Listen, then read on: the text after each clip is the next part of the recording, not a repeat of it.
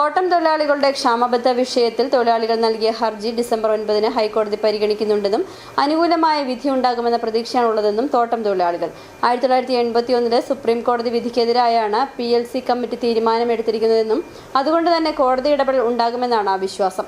കോടതിയിൽ കേസ് നടന്നുകൊണ്ടിരിക്കുമ്പോൾ അതിനെ മറികടന്നും PLC തീരുമാനമെടുത്തിട്ടുണ്ടെന്നും അതും കോടതിയിൽ ചൂണ്ടിക്കാണിച്ചിട്ടുണ്ടെന്നും തൊഴിലാളികൾ വ്യക്തമാക്കി. ഈ ഡിസംബർ 1-ാം തീയതി നമ്മുടെ ക്ഷാമബത്ത വിഷയത്തിൽ ഹൈക്കോടതി കേസ് പരിഗണിക്കുന്നുണ്ട്. ഈ ഹൈക്കോടതി ഞങ്ങൾക്ക്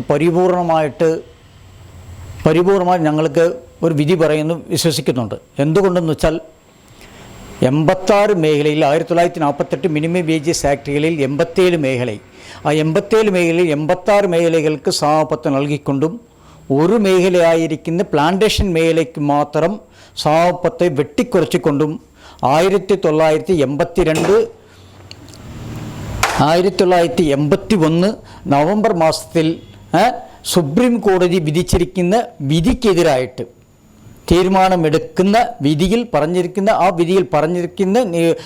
വ്യവസ്ഥകൾക്കെതിരായിട്ട് തീരുമാനമെടുക്കുന്ന PLC കമ്മിറ്റിക്കെതിരായിട്ട് പരിപൂർണമായിട്ട് തീരുമാനം എടുക്കുമെന്ന് പരിപൂർണ്ണ കോടതിയിൽ ഞങ്ങൾക്ക് വിശ്വാസമുണ്ട്.